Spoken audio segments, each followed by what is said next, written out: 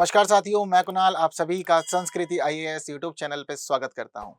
UPSC express के इस episode में हम लोग बात करने वाले हैं भारत की सबसे प्रमुख नदी गंगा नदी के बारे में। इसे भारत की सबसे पवित्र नदी भी माना जाता है और हम सभी के लिए इससे जुड़ी हुई महत्वपूर्ण जानकारियों का पता होना बहुत ज्यादा जरूरी है। तो आइए इस क्रम में हम लोग आगे बढ़ते हैं और जानते हैं किस प्रकार से गंगा नदी बनती है, उद्गम कैसे होता है, कैसे ये अपने पूरा मार्ग और अपना जीवन तय करती है और अंततः एक डेल्टा बनाती है। इन सभी बातों को समझेंगे। तो सबसे पहले देखिए जानते हैं इसके उद्गम के बारे में। तो इसके उद्गम की जो स्थिति है, गंगोत्री ग्लेशियर से है। दरअसल यह माना जाता है कि गंगा नदी का उद्गम गंगोत्री ग्लेशियर है, लेकिन जिस समय गंगोत्री ग्लेशियर से एक छोटी सी धारा निकलती है उसको गंगा नहीं कहा जाता। उस धारा को भागीरथी के रूप में जाना जाता है और भागीरथी आगे चलकर अलकनंदा से मिलने तक भागीरथी के रूप में ही जानी जाती है। जिस समय हम देखते हैं कि आगे देवप्रयाग आता है और देवप्रयाग पर अलकनंदा और भगीरथी दोनों आपस में मिल जाती है। यह तस्वीर के माध्यम से आप समझ सकते हैं। बद्रीनाथ से चली आ रही होती है अलकनंदा। अलकनंदा से बीच में अलग अलग नदियां आकर के मिलती हैं। जैसे कि इसी से आके मिलती है धौली गंगा। वहीं हम देखते हैं कि धौली गंगा मिलती है विष्णु प्रयाग पे। वहीं नंद प्रयाग पे नंदाकिनी आके इससे मिल जाती है। इसके अलावा पिंडार गंगा जो है वो आके मिलती है कर्ण प्रयाग पे। रुद्र प्रयाग पे मंदाकिनी आकर के मिल जाती है अलकनंदा से। लेकिन अभी तक चीजें जो है वह आगे इसी रूप में चल रही होती है और अलकनंदा अपने ही नाम से जानी जाती है, इसकी चीजें नहीं बदलती है। लेकिन जैसे ही देवप्रयाग आता है और देवप्रयाग आने पर भागीरथी आकर के अलकनंदा से मिलती है, उसी समय इन दोनों की इस धारा को अपना नाम नहीं मिलता है। यानी कि ना तो इसको भागीरथी के रूप में जाना जाता है और ना ही इसको अलकनंदा के रूप में जाना जाता है। भागीरथी और अलकनंदा दोनों ही देवप्रयाग पर मिलती हैं और इनके मिलने से ही तुरंत तैयार हो जाती है हमारी सबसे पवित्र गंगा नदी। तो गंगा का जो अस्तित्व है वह इस प्रकार से हम लोग के सामने आता है। अब यहाँ देवप्रयाग से शुरू होता है गंगा नदी का असली सफर। तो सफर को समझते हैं किस प्रकार से रहता है। अभी फिलहाल हम लोग स्थिति समझ रहे हैं उत्तराखंड के अंदर। यह भारत की सबसे लंबी नदी है। इसकी कुल लंबाई 2525 किलोमीटर है और भारत में सबसे बड़ा जल ग्रहण क्षेत्र गंगा नदी का ही है। मैंने बताया सबसे प्रमुख नदी है, सबसे पवित्र नदी भी है ये, और सबसे बड़ा जल ग्रहण क्षेत्र भी इसी नदी का है, तो अपने आप में ये खास है। हालांकि जो गंगा नदी है दो देशों से होकर प्रवाहित होती है। हालांकि इससे पहले जो नदियां हमने पढ़ी थी उनमें भी कुछ प्रमुख नदियां ऐसी थी जो दो देशों से प्रवाहित होती थी। सिंधु के मामले में देखते हैं कि तिब्बत भी है, भारत भी है, फिर पाकिस्तान भी है। तो ऐसी चीजें हमें पढ़ने को मिलती रहती है। तो गंगा नदी की खास बात यह है कि यह भी दो देशों से प्रवाहित होती है और जिन दो देशों से प्रवाहित होती है उसमें भारत और बांग्लादेश का नाम शामिल है। हालांकि इस नदी का अंतिम जो रूप रहता है वह बांग्लादेश में होता है और डेल्टा भी है बांग्लादेश में ही जाकर के बनाती है। इसके आगे की स्थिति में समझते हैं कि यह भारत के कौन-कौन से राज्यों से गुजरती है। उत्तराखंड सबसे पहला और प्रमुख राज्य है भारत का इसके लिए। इसके बाद उत्तर प्रदेश। उत्तर प्रदेश में सबसे बड़ा क्षेत्र होता है गंगा नदी का। इसके बाद यह बिहार, झारखंड और बाद में पश्चिम बंगाल में पहुंच जाती है। झारखंड में इस नदी का सबसे कम क्षेत्र है, उत्तर प्रदेश में सबसे ज्यादा क्षेत्र है। पश्चिम बंगाल से बहती हुई यह बांग्लादेश में फिर प्रवेश कर जाती है। बाद में हम देखते हैं कि इसका नाम भी बदल जाता है। जैसे ही यह नदी बांग्लादेश में प्रवेश करती है तो उस दौरान चीजें कुछ इस प्रकार से बदल जाती है कि पश्चिम बंगाल में जो यह नदी होती है यह फरक्का नामक स्थान पर पहुंचती है और फरक्का नामक स्थान पर पहुंचने के बाद दो भागों में विभाजित हो जाती है। दो भागों में ये जो विभाजित होगी उसके बाद देखा जाएगा कि इसकी एक शाखा बांग्लादेश में जाएगी और दूसरी शाखा हुगली नदी के रूप में जानी जाएगी। हुगली नदी वही नदी है जिसके किनारे पर कोलकाता शहर बसा हुआ है और कोलकाता बंदरगाह भी इसी के किनारे पर बसा हुआ है। आगे हुगली नदी यहाँ से सफर तय करते हुए बंगाल की खाड़ी में अपना जल विसर्जित कर देती है। ये कुछ इस प्रकार का सफर रहता है इसकी एक शाखा का। दूसरी शाखा बांग्लादेश में पहुंच गई जिसको अब पद्मा नदी के रूप में जाना जाएगा। आगे यह नदी जो है यह मेघना से मिलेगी और मेघना से मिलने के बाद में इसको आगे मेघना के रूप में ही जाना जाएगा। बाद में फिर अंततः एक डेल्टा बना करके यह नदी अपना जल बंगाल की खाड़ी में विसर्जित कर देगी। ये कुछ चित्र के माध्यम से भी चीजें दिखाई जा रही हैं यहाँ पे। अब इसके साथ ही आपको यह भी समझना है कि बंगाल की खाड़ी में जो डेल्टा बन रहा है वह भी अपने आप में बहुत खास है। ये जो बंगाल की खाड़ी वाला डेल्टा है इसको दुनिया का सबसे बड़ा डेल्टा कहा जाता है।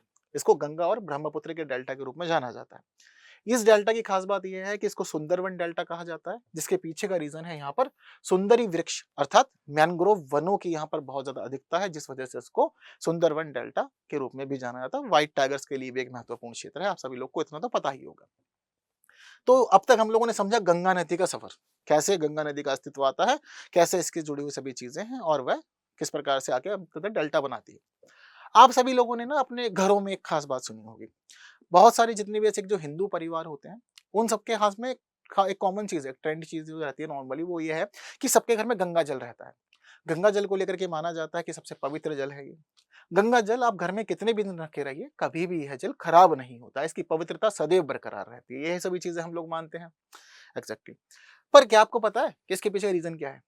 क्या गंगा एक पौराणिक नदी है, सिर्फ़ यही इसके पीछे की वजह है, या फिर इसका जल खराब नहीं होता तो कोई साइंटिफिक रीज़न भी है? तो साइंटिफिक रीज़न है, मैं आपको बता देता हूँ। गंगा नदी के अंदर दरअसल एक विषाणु पाया जाता है जिसका नाम है बैक्टीरियोफेज। बैक्टीरियोफेज इसके अंदर पाया जाता है, यह इसके पानी को सदैव स्वच्छ बनाए रखता है, साफ बनाए रखता है, इसमें कीड़े नहीं होने देता। तो जिस वजह से इसका पानी कभी भी खराब नहीं होता, सदैव महकता रहता है, सदैव स्वच्छ रहता है। चीज़ें क्लियर है सभी को? आगे बढ़ते हैं। अब गंगा नदी की सहायक नदियाँ समझनी है हमें। गंगा नदी को तो समझ लिया, पर बहुत सारी सहायक नदियाँ भी हैं जो अलग-अलग समय अपना जल ला करके इसमें विसर्जित कर देती है और अपना अस्तित्व खो करके गंगा के रूप में ही आगे उनका जल जाना जाता है। अब इसकी स्थिति क्या है? देखो, इसकी बहुत सारी सहायक नदियाँ हैं। गंगा की हम देखें तो देखो, टॉन्स है, यमुना है, रामगंगा है, गोमती है, घाघरा है, गंडक है, कोसी है, महानंदा है। इसके अलावा हम देखते हैं कि दामोदर है, सोन है, केन है, बेतवा है, सिंध है, पार्वती है, काली सिंध है, चंबल है और बनास है। ये सारी इसकी प्रमुख सहायक नदियाँ हैं। अब गंगा नदी को समझा तो ज़रूरी है थोड़ा-थोड़ा इसकी सहायक नदियों को भी हम लोग समझते हुए आगे बढ़ें। सबसे पहले रामगंगा नदी समझते हैं। रामगंगा नदी का जो उद्गम है, उत्तराखंड के चमोली जिले में होता है, जिस जगह का नाम है दूधातोली पहाड़ी।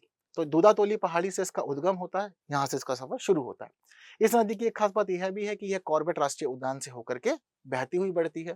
इसकी भी कुछ सहायक नदियां हैं जिसमें नाम शामिल है मंडल नदी, दाबका नदी और गगास नदी। इसके आगे हम देखते हैं कि यह नदी कन्नौज के पास आएगी और कन्नौज के पास आकर के अपना अस्तित्व खो देगी और गंगा में विलीन हो जाएगी। ठीक है। इसके बाद दूसरी नदी है, इसकी सहायक नदी गोमती। पीलीभीत में माधो टांडा के पास फुलहर झील से इसका उद्गम होता है। ये कई बार जो प्रश्न मैं आपसे बता रहा हूँ ना, जो चीजें बता रहा हूँ, ये यूपी पीसीएस की परीक्षा में कई बार पूछे गए प्रश्न हैं, तो चीजों को आप ध्यान से समझिएगा। पीडीएफ आपको टेलीग्राम पे मिल जाएगी। उद्गम पीलीभीत में माधो टांडा के पास फुलहर झील से होगा। ये जो नदी है गोमती, कई प्रमुख शहरों से गुजरेगी, सीतापुर, लखनऊ, बाराबंकी, सुल्तानपुर, जौनपुर, इन सभी जिलों से होते हुए जाएगी और देखते हैं कि 960 किलोमीटर का मार्ग तय करेगी। इसके बाद गाजीपुर जिले में जब पहुंचेगी तो इसके यहाँ पे जगह है सैदपुर, इसके पास आकर के ये गंगा में विलीन हो जाएगी। अब इसकी भी कुछ सहायक नदियां हैं जिसमें नाम शामिल है कथीना, भैंसी, सरायन, गौन, रैंट, तरेवना, छोहा, आंध्र छोहा, बहता सई, कल्याणी आदि। ये सारी गोमती की सहायक नदियां हैं। तो कुछ-कुछ नाम याद रखिएगा, कहीं पे लिखने की जरूरत पड़ जाए तो आप लोग आराम से बता के आ जाइएगा। घाघरा नदी की बात कर लेते हैं। तिब्बत में मानसरोवर झील के पास से निकलेगी, बलिया और छपरा के बीच में गंगा नदी से मिल जाएगी। इसकी प्रमुख सहायक नदियां हैं शारदा, राप्ती और छोटी गंडक। चीजें क्लियर हैं? कोसी को समझ लेते हैं। उद्गम इसका तिब्बत में होगा और तिब्बत में उद्गम होने के बाद में बिहार के कटिहार जिले में कोसी नदी गंगा से मिल जाती है। इसकी भी कुछ सहायक नदियां हैं, सूर्य कोसी, अरुण और तैमूर। हालांकि कोसी नदी को बिहार का शोक कहा जाता है, बिहार में बाढ़ लाने वाली नदी इसको माना जाता है, काफी ज्यादा प्रभावित करती है ये। तो इसके पीछे का रीजन है, एक तो इसका मार्ग बदलना और मानसून के समय बहुत अधिक जल ले आना। यह चित्र जो है बताता है आपको कि अलग अलग समय अलग अलग मार्ग रहे हैं कोसी के। जैसे कि 1731 में यह नदी यहाँ हुआ करती थी। धीरे धीरे चीजें बदली और हम देखते हैं कि 1963 तक यह नदी बहते हुए यहाँ से यहाँ पहुंच गई। तो इस प्रकार अलग अलग समय चीजें बदलते बदलती रहती हैं कोसी नदी की, और यह अपना मार्ग अलग अलग जगह ले जाती है। फिर जहां जहां नदी बहेगी वहां वहां बाढ़ आती है, ऐसा भी देखा जाता है। चीजें याद रखिएगा। गंडक नदी की बात करें तो उद्गम तिब्बत में हो जाएगा। काली और त्रिशूली नदियों के मिलन से यह बनती है। पटना के पास गंगा से मिल जाएगी और इसकी प्रमुख सहायक नदियां हैं मायांगड़ी, बारी, त्रिशूली, पांचांग, सरहद और बूढ़ी गंडक। महानदा नदी की बात करें तो इसका उद्गम दार्जिलिंग पहाड़ियों से होता है। गंगा के बाएं तट पर स्थित अंतिम सहायक नदी इसको माना जाता है। यह पश्चिम बंगाल में आकर के गंगा नदी से मिल जाती है। तो यह बात रही महानंदा की। वहीं इसके अलावा सोन की बात करें तो उसका उद्गम मध्य प्रदेश में अमरकंटक के पास होगा। यह कैमूर पहाड़ियों के समानांतर बहेगी और इसके बाद हम देखते हैं कि कुछ प्रमुख राज्यों मध्य प्रदेश, उत्तर प्रदेश, झारखंड से होकर के बिहार में पटना के पास पहुंचेगी और गंगा नदी से मिल जाएगी। इसकी सहायक नदियों में शामिल है गोपद, रिहंद, कन्हार और उत्तर कोयल। वहीं यमुना नदी की बात करें, एक महत्वपूर्ण और सबसे बड़ी सहायक नदी गंगा की इसको कहा जाता है। उद्गम होगा इसका बंदरपूछ पर्वतमाला से और यहाँ पर यमुनोत्री ग्लेशियर से यह निकलेगी। गंगा की सबसे लंबी सहायक नदी, जैसा कि आपको बताया अभी मैंने, इसकी कुल लंबाई 1370 किलोमीटर है। प्रयागराज के पास आकर के यह गंगा से मिल जाती है। तभी तो उसको प्रयाग कहा जाता है, महत्वपूर्ण पवित्र स्थल है वह। इसकी भी प्रमुख सहायक नदियां काफी ज्यादा है क्योंकि सफर काफी लंबा तय करती है। तो सिंध, बेतवा, चंबल और केन नदियां इसकी दहानी किनारे पे आके मिलती हैं। वहीं हिंडन, टोंस, सेंगर और वरुणा इसके बाएं तट पे आके मिल जाती है। तो इसकी कुछ खास सहायक नदियां हैं। चंबल की बात करें तो चंबल नदी का उद्गम मध्य प्रदेश के अंदर महू के पास से होगा। इटावा के पास आके यमुना नदी से मिल जाएगी। चंबल नदी यमुना की सबसे बड़ी सहायक नदी है, यह आपको पता होना चाहिए। तो चंबल का जल मिलेगा आकर के यमुना में, फिर यमुना का जल आके मिल जाएगा गंगा में। मध्य प्रदेश और राजस्थान के लिए सीमा बनाने का काम भी चंबल नदी ही करती है। चंबल नदी में बड़ी मात्रा में घड़ियाल पाए जाते हैं, मतलब बहुत सारे हैं इसके अंदर। इसकी कुछ सहायक नदियों में नाम शामिल है बनास, पार्वती, काली सिंध, शिप्रा नदी का। सिंध की बात करें तो सिंध नदी मालवा के पठार से निकलेगी, मध्य प्रदेश में मंडी खेड़ा बांध भी बनाएगी। उसके बाद औरैया उत्तर प्रदेश के पास यमुना नदी में आके मिल जाएगी। बेतवा की बात करें तो विंध्य पहाड़ियों से निकलेगी, हमीरपुर में आकर के यमुना से मिल जाएगी। और इसके साथ साथ इसकी एक खास परियोजना जो मध्य प्रदेश में है वो है माता टीला परियोजना। केन की बात करें तो कैमूर रेंज से निकलेगी, मध्य प्रदेश में पन्ना नेशनल पार्क से होकर के गुजरेगी और बांदा के पास यमुना नदी से मिल जाएगी। चीजें क्लियर है? बढ़िया। तो आज की वीडियो में पहले समझा कि गंगा नदी का क्या सिस्टम है, कैसे जीवन होता है इसका, और पूरा का पूरा सफर समझा हमने। उसके बाद हमने इसकी प्रमुख सहायक नदियों को भी समझा। प्रश्न कहीं से भी बन सकते हैं, वहीं जनरल नॉलेज के पर्सपेक्टिव से भी ये पूरी की पूरी वीडियो बेहद महत्वपूर्ण है। पर वीडियो अच्छी लगी तो बाकी साथियों तक शेयर जरूर करना है, वीडियो को लाइक किए बिना कहीं नहीं जाना है। और बाकी आगे की वीडियोस के लिए बने रहना है संस्कृति आई चैनल पे। कुछ और वीडियोस आपके लिए और लाई जाएंगी, ऐसे आपको चीजों से रूबरू कराया जाएगा। लेकिन आज के लिए दीजिए मुझे विदा। Thank you so much.